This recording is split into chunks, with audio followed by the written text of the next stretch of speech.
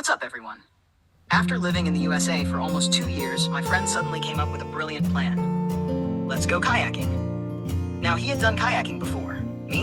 I thought a kayak was just a fancy plastic boat. I'm also not a good swimmer, so in my head this wasn't an adventure. It was my farewell tour. We drove about 20 miles through the beautiful countryside near Dallas, Georgia. The roads were surrounded by greenery, farms, and rice fields. Everything looked so peaceful. Then suddenly, I saw a giant factory with huge white clouds coming out of its chimney. I told my friend, "Wow, the factory is making clouds." A few minutes later, he said, "That's not clouds, it's steam from the Georgia power plant." I was honestly surprised. It looked cleaner than the real clouds. It also made me wish every country had modern power plants like this. Finally, we reached the kayaking place. Our plan was simple: get a double kayak so my experienced friend could save my life. But guess what? No double kayaks were available. The universe said, "Today, you're on your own," so we each got a single kayak.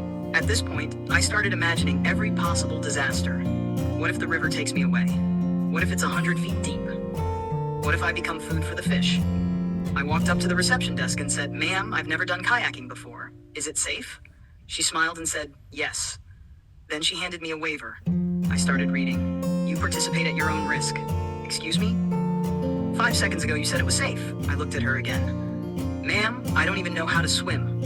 I really don't want to die." She smiled again and said, "You'll be fine, but it's your choice." At that point I thought, I've already driven all the way here. Let's trust God and hope for the best. They loaded our kayaks onto a van and dropped us at the river. I was expecting a full training session. Instead, the guy simply pointed and said, "Don't go to the right, the current will take you down the river." That's it. No lessons, no practice, just good luck. I looked at him and asked, "So, if I don't come back by 6 p.m., will you come looking for me?"